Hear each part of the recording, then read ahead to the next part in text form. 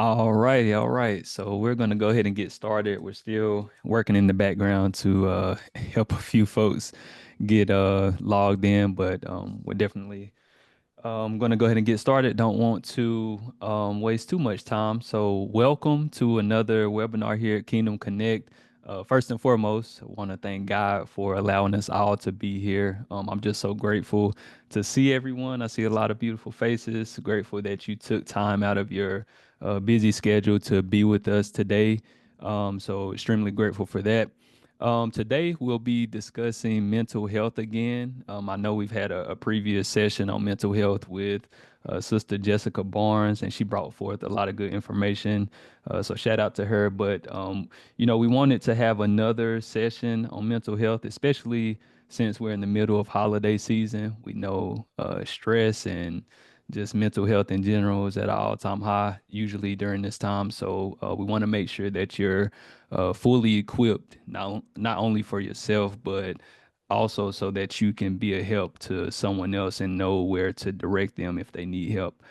So you're in for a real treat today. It's a great honor and privilege to have my cousin, Crystal Harris, present this much needed information on mental health. She's been in the mental health field for a few years now, and God has been blessing her tremendously in everything that she's been doing, especially in her business, Kendrick Counseling and Consultant Agency. I hope I got that right. That's correct. uh, yeah, extremely excited for what God is doing through her and excited for the information that she's going to be presenting today. So we're going to jump right in. The format will be the same as the previous webinars. So Crystal will go through her presentation, and at the end we'll have a dedicated Q&A session. But if you have questions throughout the presentation, feel free to raise your hand. And just a reminder to everyone, you can raise your hand by clicking the react button. It should be at the bottom of your screen, and then click the raise hand button. And then that way we can unmute your mic and you can ask your question. All right. So without further ado, I want to present to you guys Crystal Harris. Thank you so much. First of all, I do want to just thank God for this opportunity. I do not take it lightly to be able to speak to anyone when it comes to mental health. The little twist with my mental health is that I have chosen to use biblical principles. It's still the educated piece, but I know when it comes to God, all He did was counsel throughout the Bible, how He could reframe the minds of men so they could understand who and what they are, and to just trigger and bring us back home. Okay. So, yes, if you can get you a pen and a piece of paper, we're going to actually just sit down like we're in an office and we're having a session. There's not going to be any stress, there's no right, no wrong answers, questions. So, if you have a question in the middle of one of my slides, like he said, go ahead, raise your hand. I'll stop, we'll address it, and we'll process it, and then we'll keep moving. Okay. I'm not so savvy with the computer, so James is going to help me. He'll be moving my slides for me. I appreciate it. So you can go to the first slide. Thank you. Okay, so it says we're healing the inner child.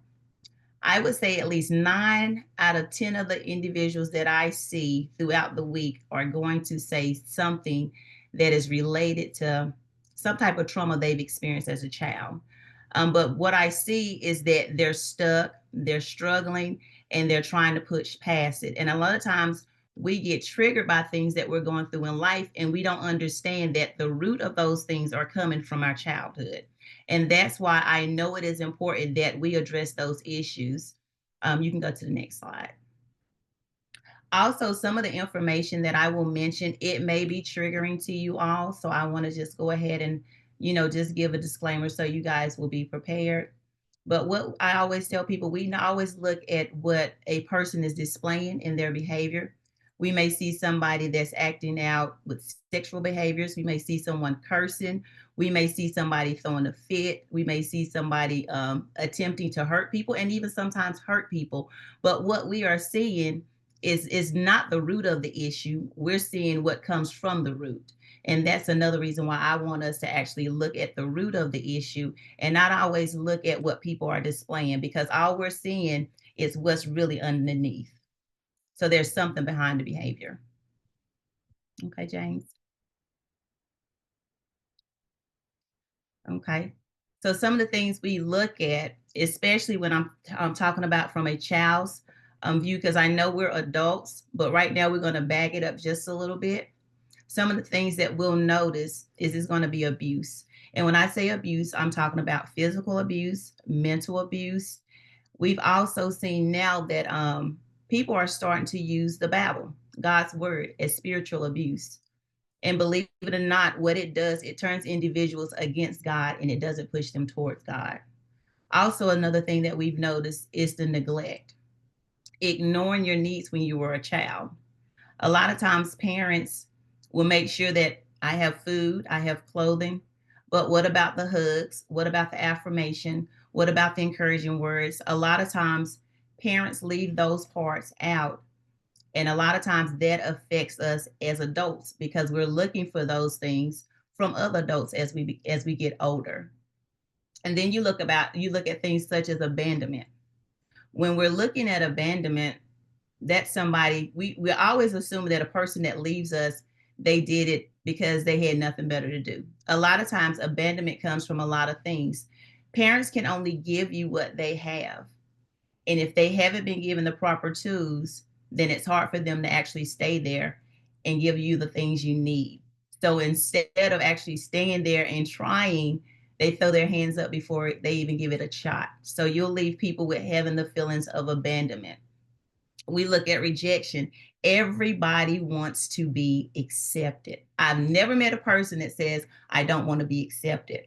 But can you imagine not being accepted by a parent, by a caregiver? Rejection is big. And as adults, when we're not accepted in relationships, we take it personal because it was personal. But a lot of times it really has nothing to do with you and that person's relationship. It has something to do with you and your parent and how they made you feel or how that caregiver made you feel. And if you notice, a lot of times parents in the African American community would tell kids, be seen and not heard. So I could tell you that somebody's hurting me. And that parent is going to be like, be quiet. You probably did this, and that's why that person did it. They didn't hear you, they didn't allow you to use your voice. And what we understand right there is when you shut me down as an adult, when I need to speak up and I need my needs met, they're not going to be met because all I'm going to do is assume that the next person is just going to shut me down. So when we're looking at how the children are experiencing or how we have experienced it as children, these things are going to affect how we are going to handle situations as an adult. And you can go to the next one.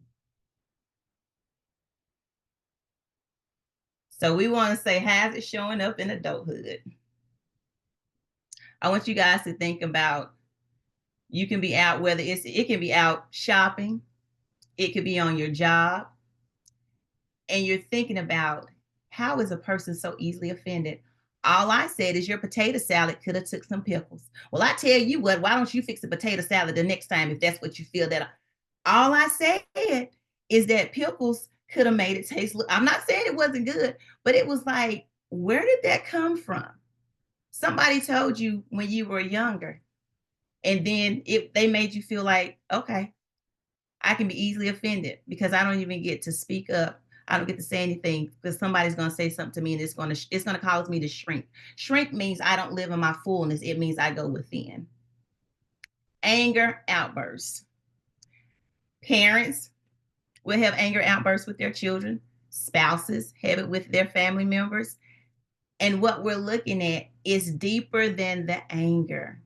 Let's say if a husband and a wife, they're having a conversation and the wife says, look, you need to go pick that up. Who are you talking to? And you're like, honey, I just asked you to pick your socks up. Well, you don't talk to me that way. That anger is, my mom used to yell at me and tell me to pick stuff up. And that made me feel like I needed to shrink and I needed to hide. Oh, and this is one of my good ones, clap back.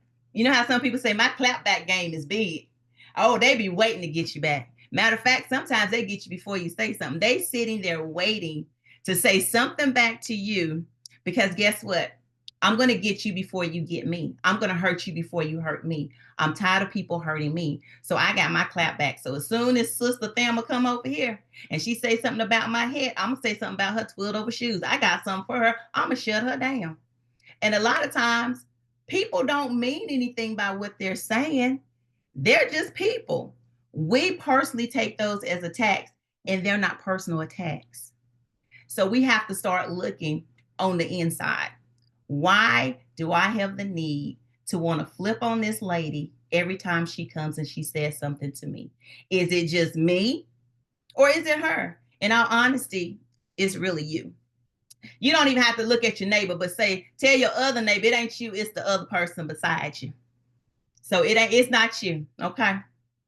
And then another thing we look at, we shut down and we go into isolation.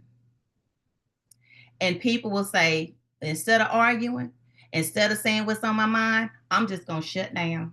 I'm not going to say nothing. I'm going to keep it to myself. That is the worst thing you can ever do.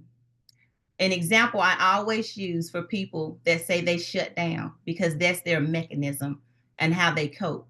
I give an example, and we'll have like a soda bottle. So you can squeeze a soda bottle. But when you shake it up, there's pressure, and then it no longer can be squeezed. So the person that's always shutting down, one day they're going to have that outburst, and it's going to spill and it's going to spew on somebody it probably shouldn't. But it's because you shut down, you keep everything inside, you try to process everything inside. And let me tell you another thing about shutting down. That's where your high blood pressure comes from. That's where your stress comes from. That's where your anxiety attacks come from, panic attacks. Because instead of you releasing these feelings and these emotions, you're holding it inside, and it's not healthy for your body. So when you don't go and you don't release these things, what you're causing your body to do is release it within. And when you guys have time, I want you to write this down. Go look up chronic diseases and how stress affects it. You would not believe the things. I mean, cancer, Alzheimer's, you name it. Stress is connected some kind of way. What we don't understand, when we have stress, it also brings down the immune system. And when it brings it down, it causes it hard for them to fight off different things. So it is very dangerous, in all honesty, to shut down and not express what you're feeling. Some people we call it, yes, son. I'm sorry.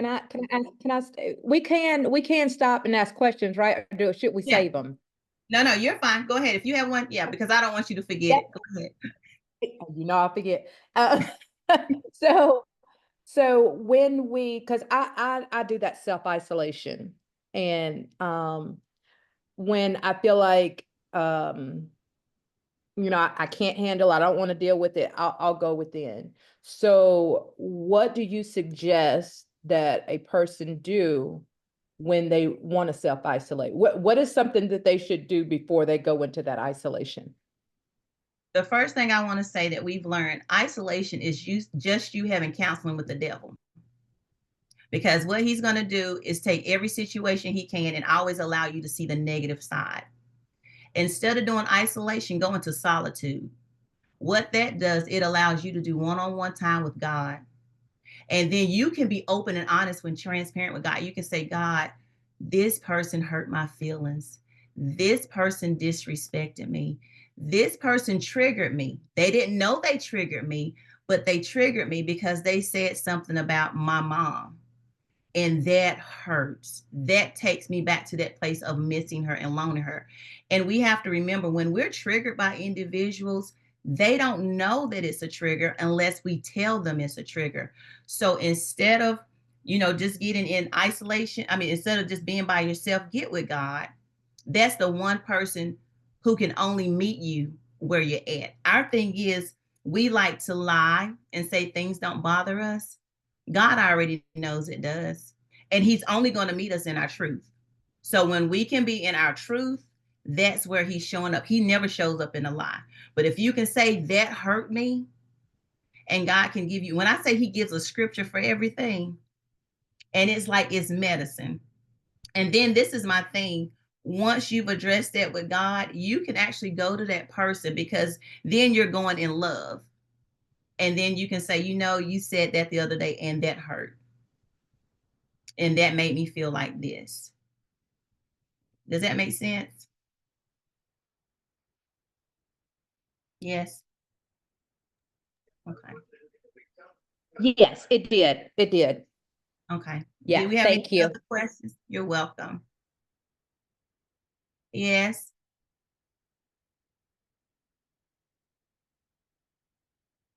You have to unmute. I think that was still coming from Kim. Okay. Hmm. Okay. But I thought somebody else raised their hand. Okay. Oh, maybe so. Did I miss it? Is it No, I don't Raheem? see one. Ryan, did you have a question, Ryan? Oh, you did. Okay, hold on, my fault. I didn't even see you. Let me unmute you. Good eyes, Crystal. Okay,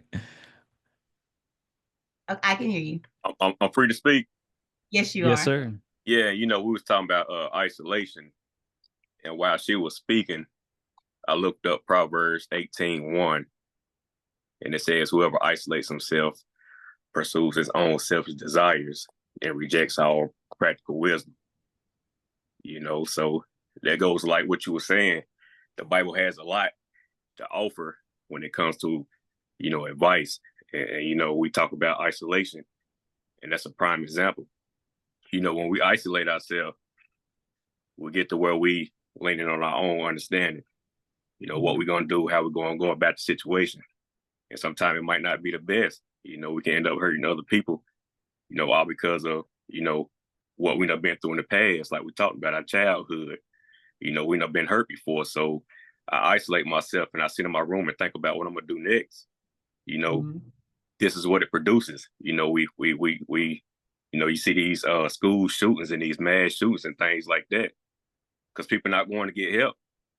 Well, we don't know that, but we don't know what they're going through. But perhaps we can say that this person is premeditated. He gonna go sit in his room and he gonna think about how he gonna go shoot up the school the next day, instead of going to the parents to talk, or going to somebody and saying, "Hey, I'm going through something."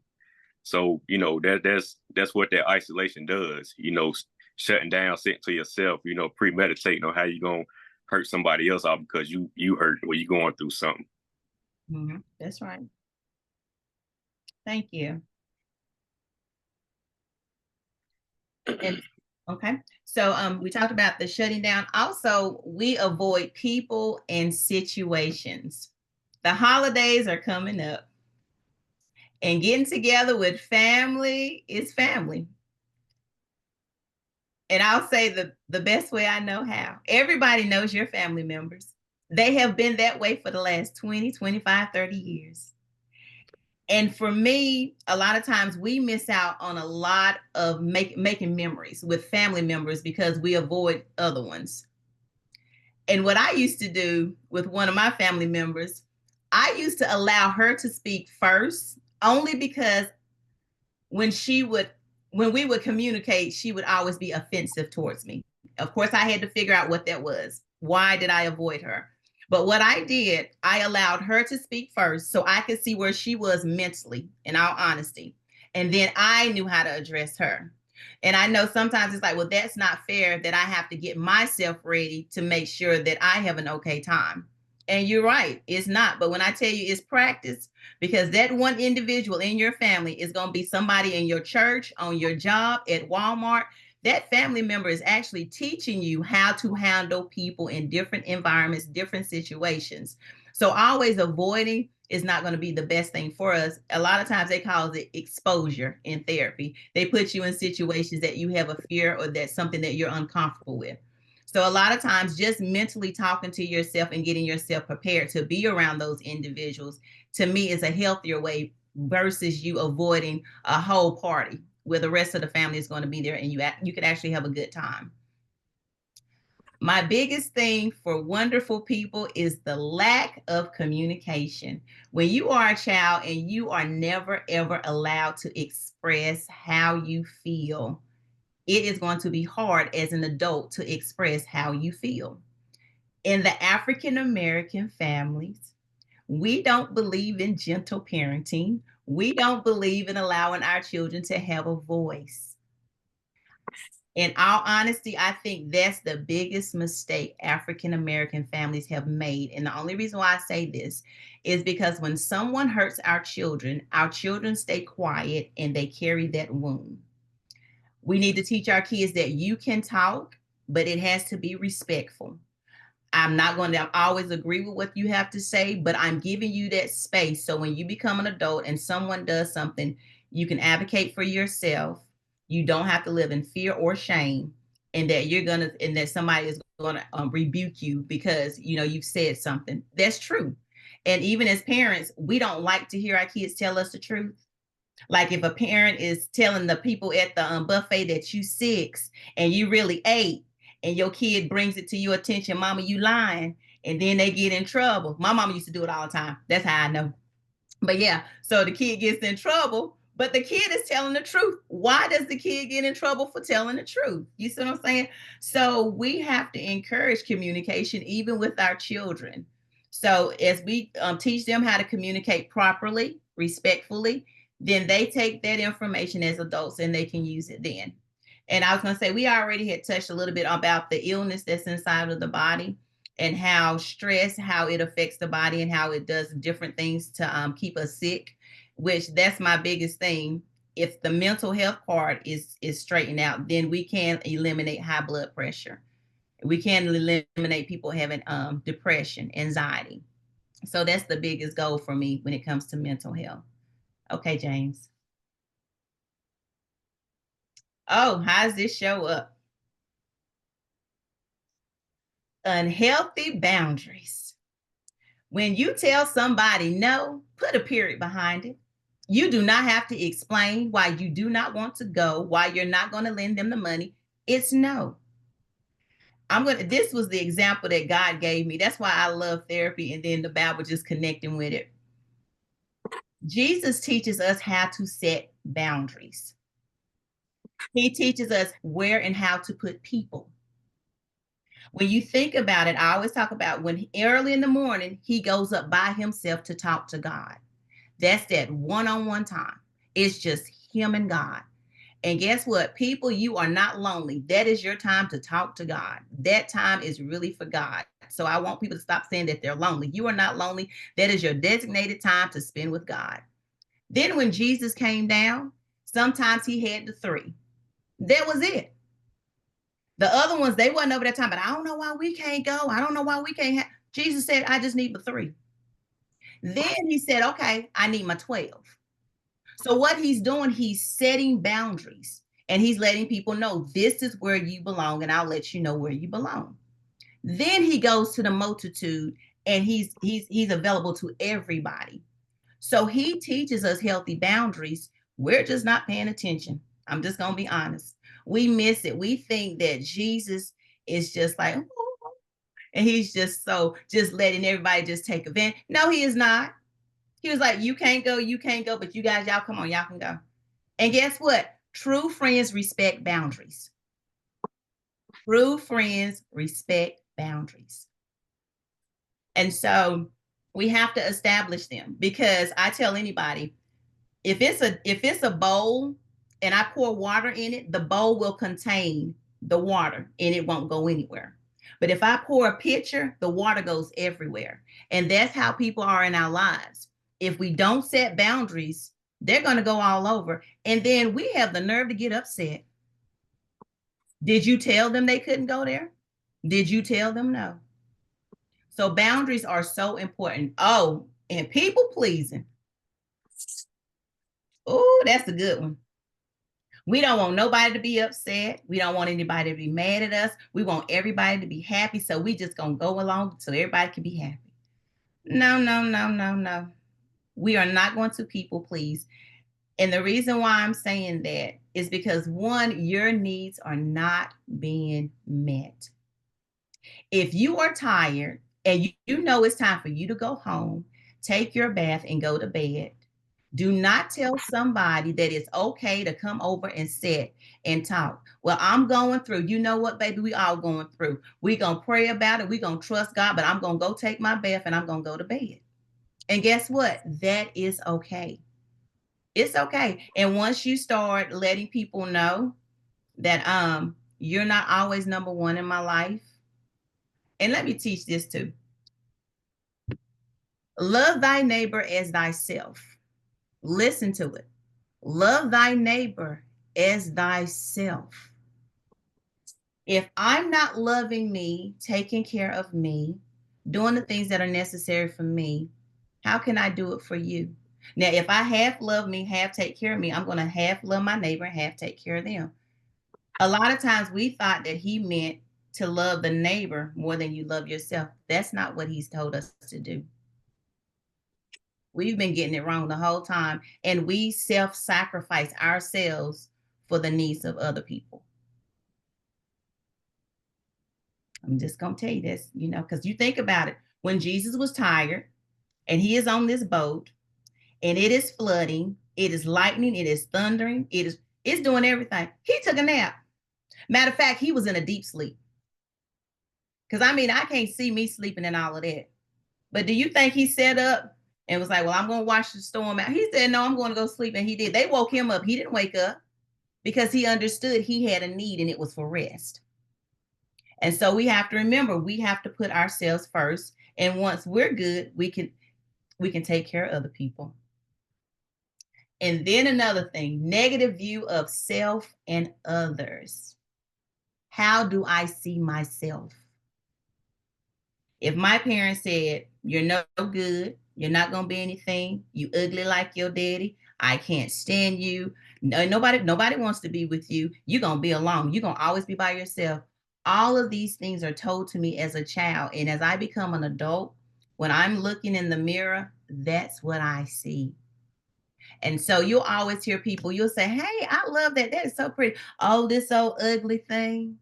Oh, it's all right. Girl, your hair is so pretty. Girl, it just won't act right. We never say thank you. How do we see ourselves? And then others. We got a negative view of other people. Girl, I don't trust nobody. I don't trust no men. He a man. They liars. Look at women. All they do is gossip. They this, they that. Everything is a negative view of self and others. And so we already talked about putting your needs last. Of course, when you're always that people-pleasing person, you're always going to put other people's needs before you. And I did put overeating and over shopping. And the reason why I put overeating is because the comfort for some people is food. And I remember something. I remember every time I took a test in college, I said, I'm going to go and get me a milkshake and get me some whipped cream, put some crumbs on it, get me a cherry. I always rewarded myself with food. Food is necessary. I don't have to reward myself. Just go get a milkshake. But when you're a child, parents use food in ways to manipulate and to control. And then when you're upset, they give you a cookie. If you're upset, they give you a sucker. So when you're an adult, what do you do when you get upset? You go eat. And it is not always going to be something healthy, but you're going to sit there and eat. And you're going to sit there and eat. Next thing you know, you're like, I feel good because I had a big old bowl of ice cream and some cookies on the side and a couple suckers. But you want to ask yourself, where did that come from? Because why can't it just be any regular day and I get me a big bowl of ice cream and a thing of cookies? So we look at it that way. And over shopping. How many of y'all over shop? Am I the only one to over shop? Is there nobody raised? It's some people on here, but we ain't gonna call names. Over shopping. And I'm gonna tell y'all today, in all honesty, I realized why I over shop. That's a mental illness for me. When I grew up, everything I had was hand-me-downs or somebody gift them to me. I don't even remember always getting new things. All my things were always used. I said as a child, when I become an adult, I'm going to buy what I want, when I want, how I want, and nobody's going to tell me what to do about that. Now I have 3 closets of clothes and only use one, and I should be ashamed of myself. But I have to process that. Where did that come from? How did that make me feel as a child of not having the things that I wanted and that I needed at that time? And then me talking to myself saying, Crystal, it is okay. Do you really need all those things? I don't.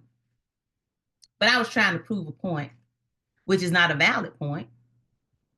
And so we have to look at things like that: overeating, over shopping, the lack of trust in yourself, the lack of trust in others. As a child, if I was not able to trust my mom to make sure that she fed me and clothed me, I was not able to trust my dad because he was hardly ever there. Those things are going to affect how you trust people when you become an adult. If all I seen my mom do was go to work, clean the house, do all of these things, but never sat down, never talk to me, never be present, never nurture me, I'm going to struggle with that. And more than likely, you're going to struggle with separation anxiety. And when you struggle with that, you're going to struggle with separation anxiety when it comes with your kids. You're going to have it when it comes with your husband. So every time you look, you're going to always be anxious that somebody's going to leave me and somebody's not going to meet my needs. So that's why it is important for us to recognize and identify these things in our life. Okay, James. Did we have any questions so far?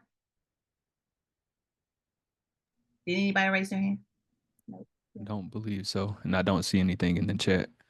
If you Okay. can't find the raise hand function, feel free to ask the question in the chat and I'll either unmute you or make sure Crystal knows the question.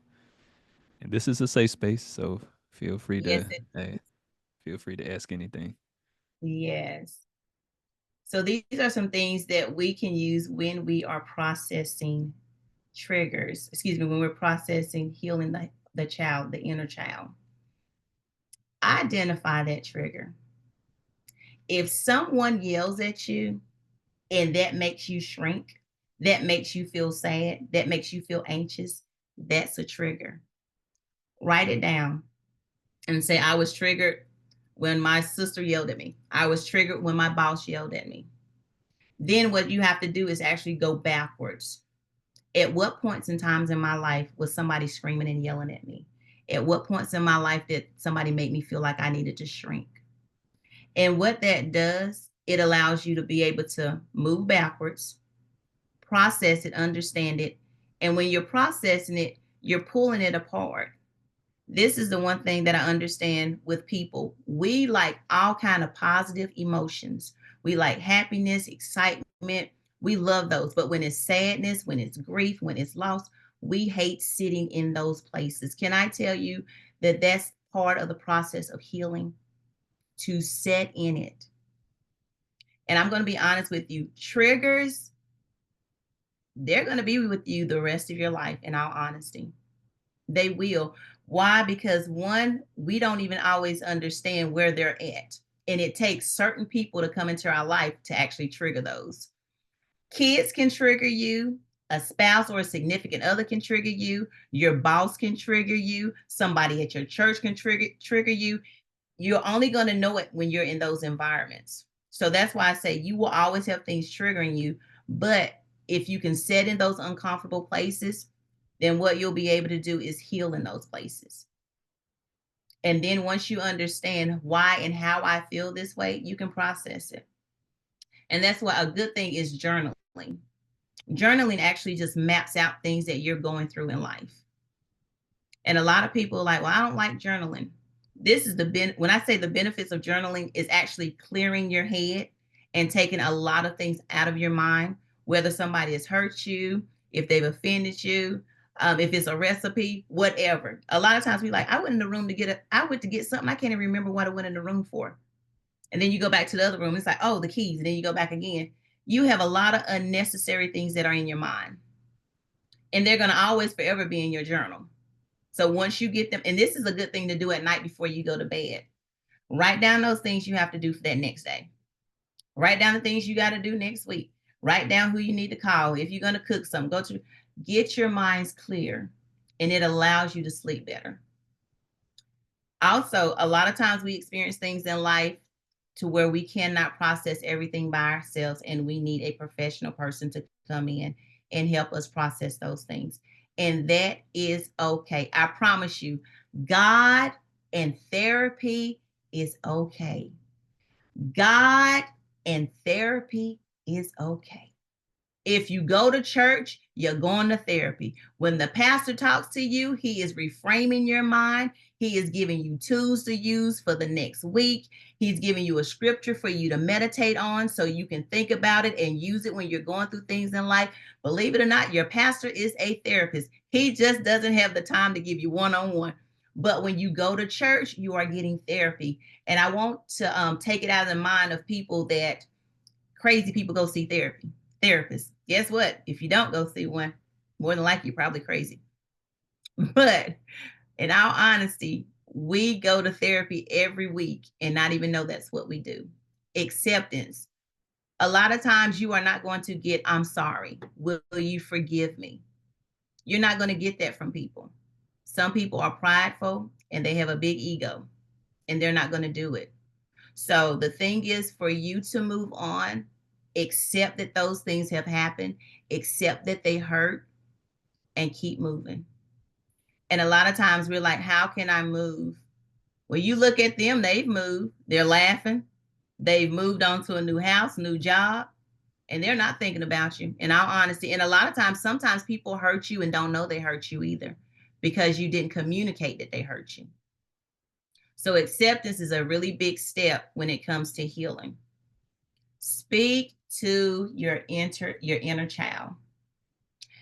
And the reason why I say that is so important because there is a child in every person. There is a child that is stuck because of what a mom did, because of what a dad said. I'm telling you, you will walk into your fullness because God has a plan for your life, but his desire is not for you to walk into the fullness broken. It's to walk into it healed, whole, and complete, the way he designed it. So, and I'll say, for an example, I'm taking swimming lessons. I had a fear of water because of an incident that happened when I was a child. My very first session, the instructor, she began to talk to me and she was saying, you don't have to fear. I'm here. I'm not going to let you get hurt. And at that moment, I felt her talking to the child that was in me. And at that moment, I began to feel myself healing because I needed that. I needed somebody to tell me that that I would be safe and that I would be okay and that they wouldn't let anything happen to me. So we have to speak to that inner child. When I become anxious about things, I'm like, no, I'm in a good place. This is a safe place. I'm okay. I'm all right. Let's go. Let's do this. So you have to talk to the child inside of you. When I think about Dave and Buster, y'all ever go there and see how many people, adults that are in there that will push a kid over? They are healing the inner child. They are. They are healing the inner child. Because there were times where I wanted to go and do this, and my parents, we didn't have enough money. Or matter of fact, they didn't have this bill. You ever wonder why men still hunt? They play golf, they fish, horseback riding, climbing mountains. All you're doing is helping that inner child to heal and give it the things that it didn't have when you were younger. And that's a beautiful thing. That's not a bad thing. That is a good thing. So if you say, you know what, I used to draw when I was little, and I really miss doing that, start back drawing. If you used to paint, start back painting. Whatever it was that you used to do when you were little and you got away from it because you got too old or nobody does that, they have adult crayon books. Go get your crayon book and start back coloring because that's something you desire. And when you look at the lifestyle changes, that's also in there where, we're setting healthy boundaries. And the self-care part, I think a lot of people think self-care means to spend a bunch of money. No, it does not. It costs you absolutely nothing to go and take a walk by yourself. It costs you absolutely nothing to take a nice long shower or a bath. It costs you nothing to speak into yourself and say, I am enough. I love me. I got this. I can do this. I am fearfully and wonderfully made. I am the apple of God's eye. You have to tell yourself who you are. That's self-care when you're building up your spirit man. So don't think you have to go out here and spend a bunch of money, because you do not. Okay. And one thing that we forget, we can give grace to everybody else, but we struggle to give grace to ourselves. Learn to give grace to yourself. As you begin to heal from childhood trauma, you are going to make some mistakes. You're going to say some things. You're going to still flip. You're going to still give yourself some grace. And that, how much grace will you need it for the rest of your life? If God gives us grace daily, why can't we give ourselves grace? So if I don't do nothing, I'm just gonna tell the truth. I do some stuff, I'd be like, girl, it's okay. You know you was wrong, but hey, don't do it no more. But I'm giving myself grace. I refuse to beat myself up all day long because I said something I probably shouldn't have said. And before it came out, I knew I wasn't supposed to say it. But I asked God to forgive me, and I'm gonna move on with my grace. So we have to move on in grace. Okay. Do we have any questions so far? No questions? I don't see any in the chat. Okay. Okay. But this is very good. Really good. Okay. You're dropping a lot of gems. Really appreciate it. Praise God. And my wife said she's the big kid in Dave and Buster's. So, that's funny. It's okay. Next slide, yeah. please. Okay. So I always ask God what character is related to certain things. David was the first individual he gave me. When we look at David, now I want y'all to keep in mind, David is the baby. He is baby boy. I want you to think about all the things when somebody says that's the baby of the family. What are you thinking?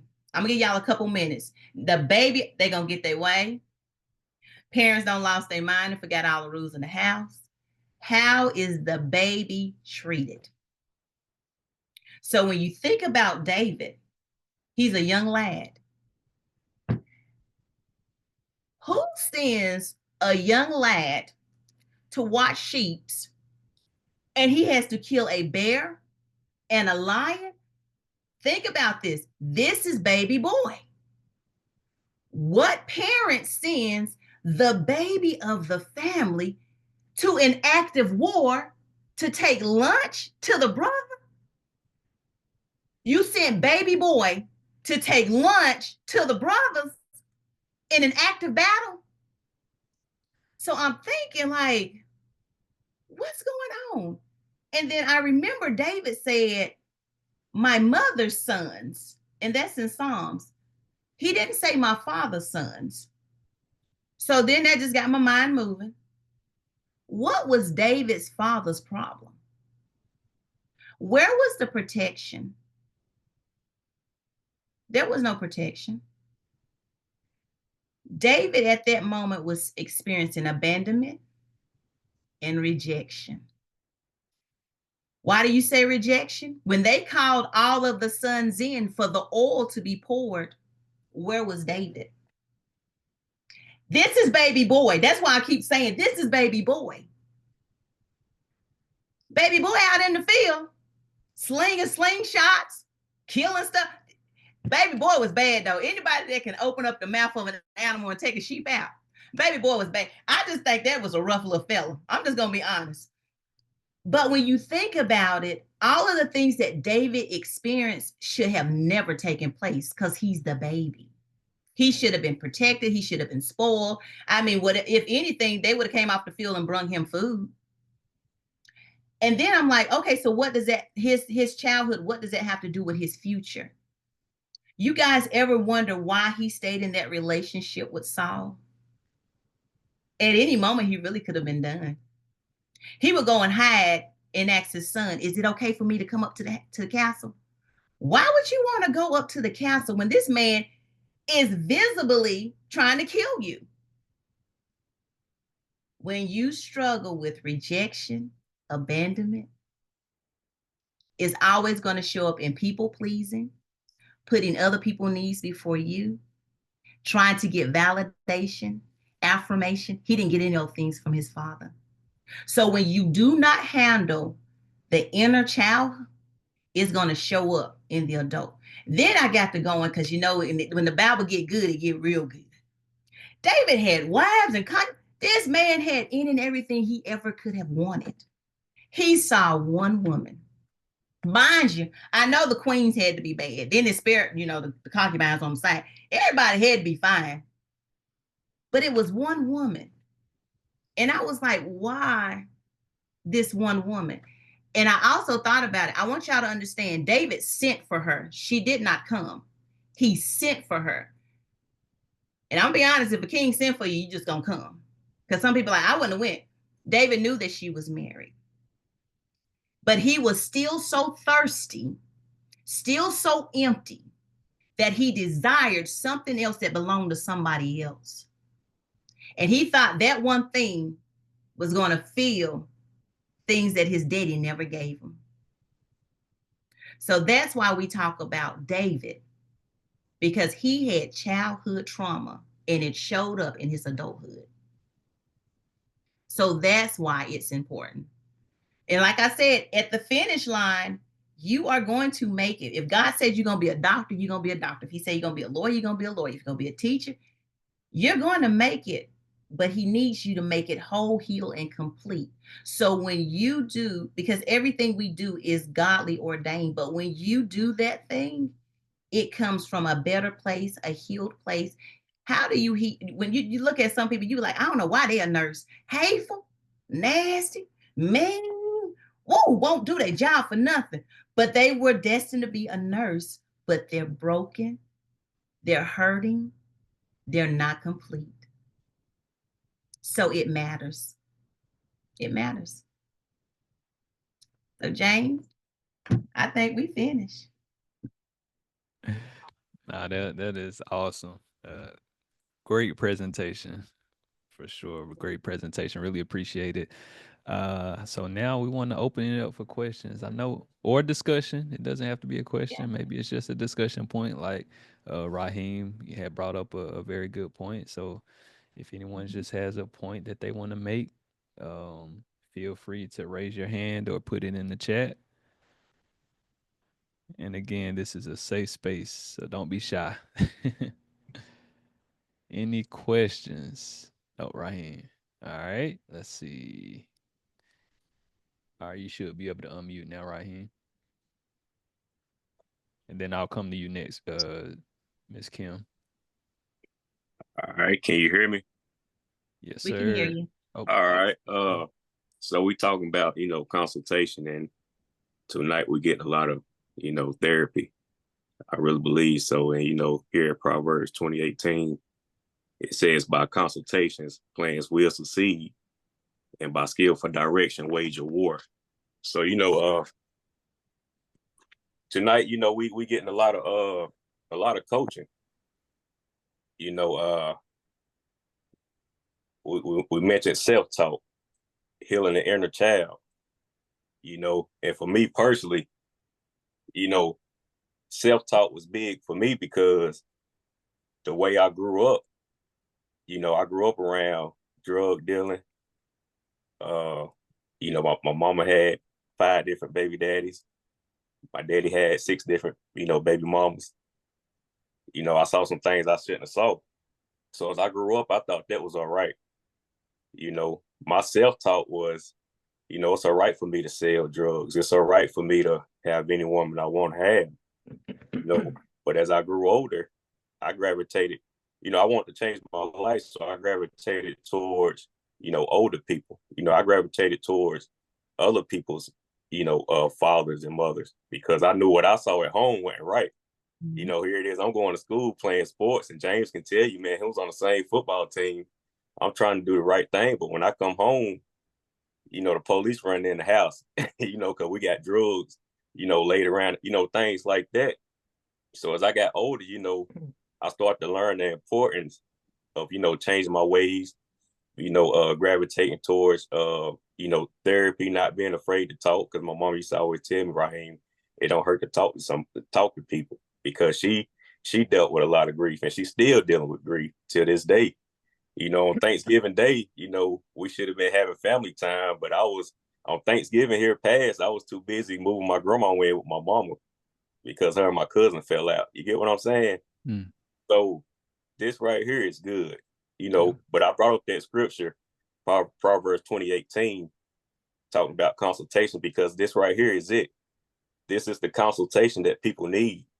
This is what helps us to get rid of that negative self-talk when we think we know it all. When we sitting up isolating ourselves thinking, oh, I got it. I done learned through these years, can't nobody tell me nothing. See, that's where we get it wrong. You get what I'm saying? So I just want to say I'm really thankful, and I appreciate Miss Crystal Davis for everything she's delivered tonight. Shout out Thank to you, Raheem, man. You look, let me just say, Raheem, man, that's my brother for sure.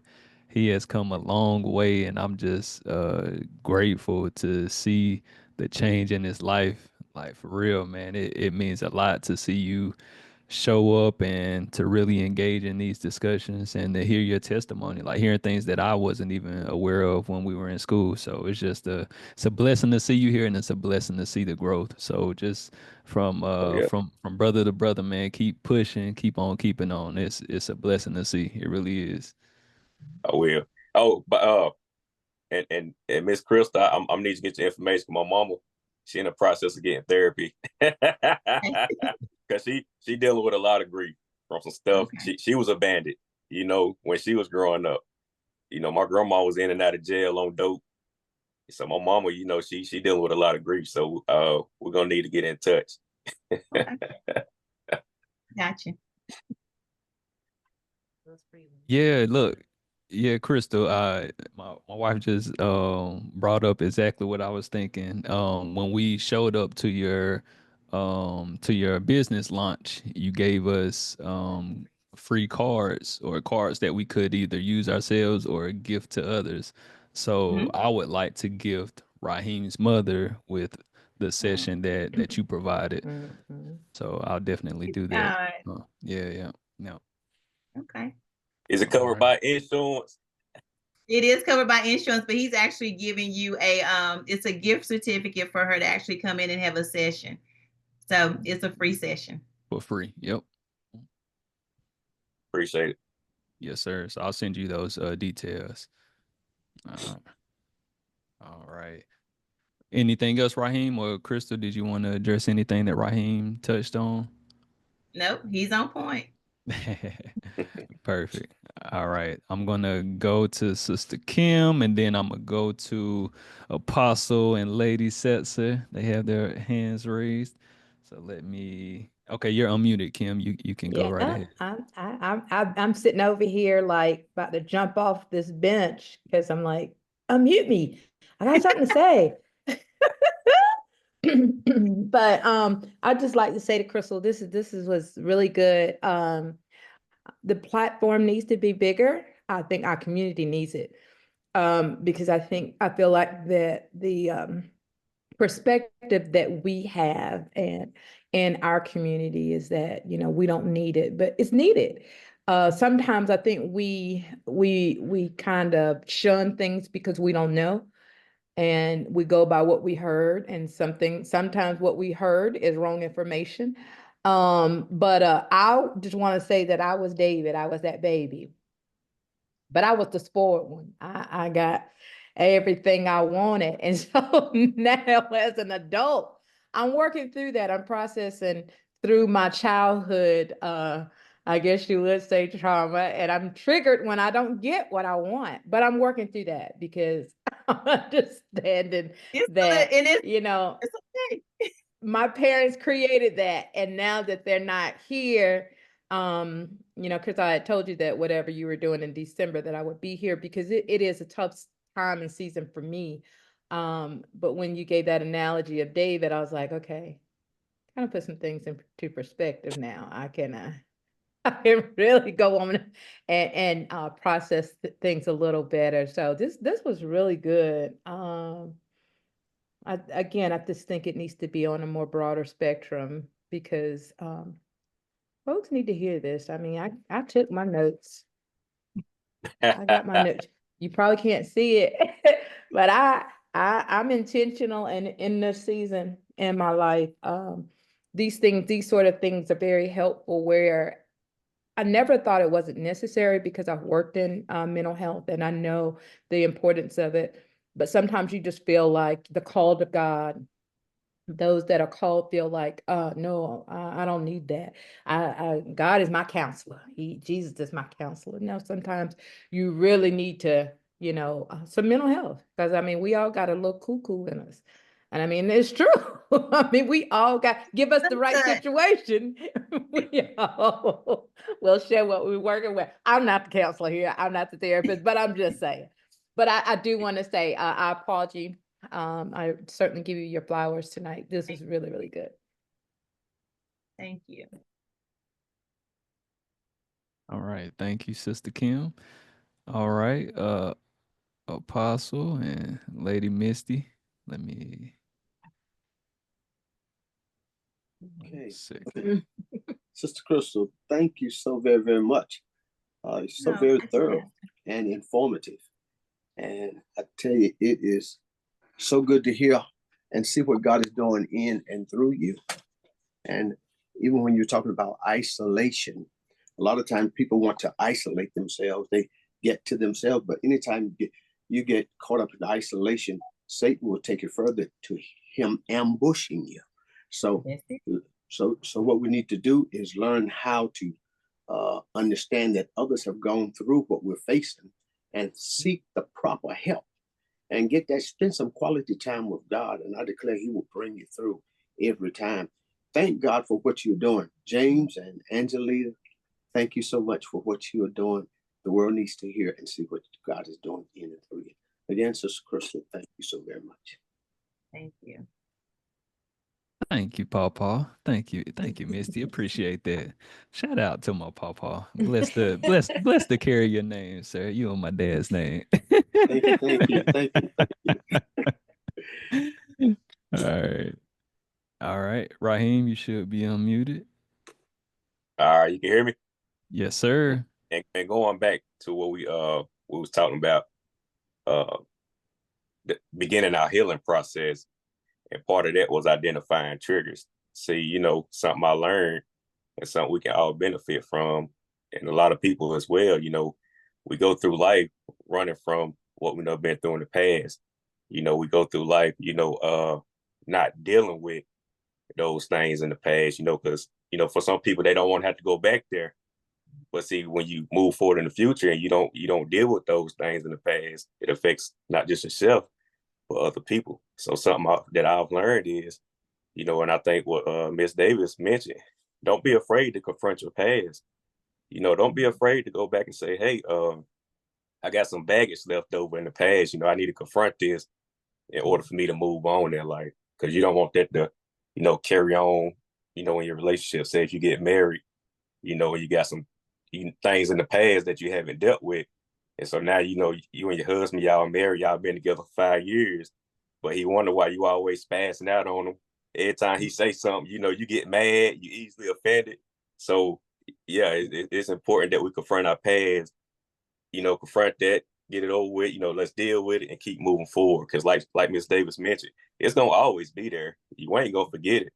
But the thing is, how do I handle this moving forward in my life so that I don't affect not just myself, but other people? That's right. That's good right there. Appreciate that, Raheem. Well, you can be a motivational speaker, man. For real. Hey, let me say this though, man. I spent time in a mental institution, man. I was on the 7th floor, and I think I mentioned this the last time we had the talk on mental health, and it was bad, man. It was so bad. We had so much going on at home. Me and my mama, she was in there, I was in there too. We were just in different rooms. But I can laugh about that now because it's platforms like this where I can talk, and I can talk to other people, and things like that. But going through that situation taught me a lot about myself, not just about myself, but it taught me about other people, because it taught me I ain't the only one that's going through these things. When I met people on the 7th floor, they weren't crazy. Nah, it just, they was mad. It was that stuff like we talking about tonight, the stuff that they've been through growing up as a kid, the abandonment. They ain't crazy to where they gonna go jump off a cliff, but they just need that help, man. When I tell people now, man, I used to be afraid to say, man, I had to spend time on the 7th floor because I didn't want people to think I was crazy. But as I got older, and I'm 31 now, ain't nothing wrong with that. I'm so open about talking about that because when it's been times where I tell people about my story, and I never forget, I was in the gym and this guy, I told him about my story about me being on the 7th floor, and not because I was crazy, but I was just mad. I was going through things, growing up as a child, that abandonment. And he told me a story about him and how he used to cut himself, how he went in the bathroom, found his mama dead, in the floor in a pool of blood. But, me telling him my story, he was able to open up to me. So that's why platforms like this is good. It's good because people want to talk, but they don't know how. You get what I'm saying? So that's why it's important to, to deal with our past. That way we can uplift ourselves, build ourselves up to where we can help other people. And when we talk and we talk about our stories and the things we know been through, we help other people cope with the things that they know been through. Because you never know what somebody know been through, man. The same way we sitting here talking tonight on this here platform, somebody right now ready to commit suicide and we don't know nothing about it. You get what I'm saying? So, we got to be careful. What I learned, you got to be mindful of how you approach people, how you talk to people, because you never know. What somebody going through, man. You never know.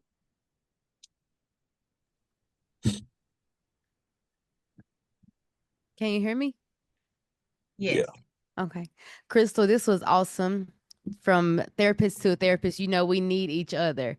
And it's so refreshing to have other Christian therapists, female Christian therapists who just are anointed to truly do God's work. So that like people like Raheem, oh my gosh, you are amazing. You are an overcomer. And I just love every time that you share. And Crystal, I appreciate you being able to relate the mental health and therapy and counseling with the word of God, because that's really what it takes for the capacity that we work in. And I'm just over here like emotional and just all filled up because I'm really truly excited and passionate about it, and it's so needed, and I just love seeing it through other people. So thank you, woman of God, and Raheem, thank you, man of God, for sharing and just being able to overcome and being bold and not being afraid and fearful of where you came from. And we'll be praying for your mom also.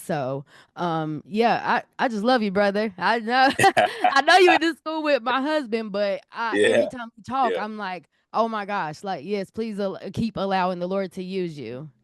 I will. I appreciate it. Right, all right. So Crystal, did you want to maybe share a little more information about your business so that people would know like how they can contact you and Yes. just details on Sure. So I am actually located in Mount Zion Restoration Church. I have an office here, which is room 106. James actually has my number. I have two numbers and I have to remember what my new number is, but give me a minute. I'm going to get that number. All right. All righty. So the number for the office is 704-772-2901. Again, that's 704-772-2901. And if I do not answer, you are more than welcome to leave a voicemail, or you can also text me. And as soon as I have time, I will reach back out. Okay. All right. Thank you so much. Any last words, or does anyone else have any questions or any other comments before we? Oh, Sister Angie. My mom coming up. All right, hold on. Let's see what my mom has to say. All right, Ma, you should be unmuted. I just want to say to my twin cousins that I am so proud of you. Just listening to you tonight, I'm just so overwhelmed with emotions, and I just bid you Godspeed, and I just pray all the best for your business, and I love you. All right. Cousin to cousin, twin cousin. Thank you, Mama. All right. Does anyone else have anything else to say or any questions before we allow Crystal to give us some last words? Any other questions or comments? Okay, Crystal, if you want to just give us some last words before we conclude tonight. I want to thank you all again for giving me your time. Thanking God most of all, because I know this is nobody but Him, because this is the last thing I would have wanted to do. But I know the importance of counseling because I have a therapist. So, yeah, therapists help therapists, because somebody had to help me process a lot of things of why I do what I do, why I think the way I think, why I feel the way I feel, and being able to identify that it's not you, it's me. If I say, oh, I'm feeling a certain kind of way, then I got to examine myself to make sure, what part of inside of me that I lack, where I feel insecure. And then once I'm able to process those things, I can grow in those areas. So I am doing the work, and that's my desire for everybody, is to do the work so that we can be whole, healed, and complete the way God designed and desires us to be. Thank you again. Thank you so much again. All right. Yeah. Thank you so much. Again, Crystal, greatly appreciate it. We definitely want to have you back. We don't want to make this a one-time thing, because we know we can go in many different areas when it comes to mental health. So we want to make this a recurring thing. The crowd is a little light today, but that's all right. I'm going to Who was post here the is meant to be recording. here. For sure, absolutely. So I'm going to make sure I post the recording in the group, so everyone will have access to the recording, and I'll also post some notes as well for those of you interested in that. So, oh, and I see Misty. Let's see, Misty and Papa. Yep, go ahead, Lady Misty or Papa, whichever one. Oh, sorry, let me unmute you. Okay, can you hear me now? Yep. Okay, Chris, I just have a question. What suggestions do you have for someone who kind of have hinted that they know they need to speak to someone, but they're kind of dragging their feet about it, and everyone else can see that they really need to speak to someone? What suggestions do you have to kind of push them to make the move to, seek someone out? The one thing that I make it simple. If you go to church, you're going to therapy. And a lot of times we don't see it that way, but that's exactly what Jesus did. When He sat down, He taught. And when He taught, it was always about reframing, how to look at things differently, how to get you to go the right way instead of going the wrong way. But the one thing I'm learning, if the person is not ready, they're not going to do it. Right. Okay. And as much as we want it for people, they have to see the need. Because what they'll do is they will come and they will be surface, and we won't ever get to what the root of the problem is. But once they see the need, and all you got to do is, meet people where they're at. And our thing is, we want to see change, and we do. God knows we want to see change. But just learning to meet people where they're at, respect them, and encourage them. That's all you really can do at this point. Thank you. You're welcome. May I also say that thank you so much about the root and the fruit, because a lot of times people are just only addressing the fruit and they're not killing the thing at the root. And if we can get it from the root, they can become overcomers. That's it. That is so true. See, that's a major part of deliverance that the people miss out on. They look at what they just see, but they're not looking at the root cause of what's behind what's really going on. Thank you so much, because your counseling was so biblical. Thank you. So on point. Thank you. Agreed. Awesome word. All right. Any other questions, comments before we wrap up tonight? All right. I'm not seeing anything. So again, Crystal, thank you so much. We'll definitely be in touch. And thank you everyone for tuning in. Greatly appreciated. This may be our last event for the year. We do have some things lined up already for the beginning of next year. So super excited for what God is doing and for just everything that we have planned. This is going to be an awesome year, God willing, that we see it. And just looking forward to it. So hope you all have a blessed night. Be safe. If I don't talk to you all before Christmas, have a blessed Christmas. Enjoy time with your family. And Raheem, I'm going to reach out to you shortly so that I can get you that information for the free session. All right, All man. right. Appreciate it. Yes, sir. All right. Love you all. Have a blessed night. See you. All right, man. All right. Bye-bye.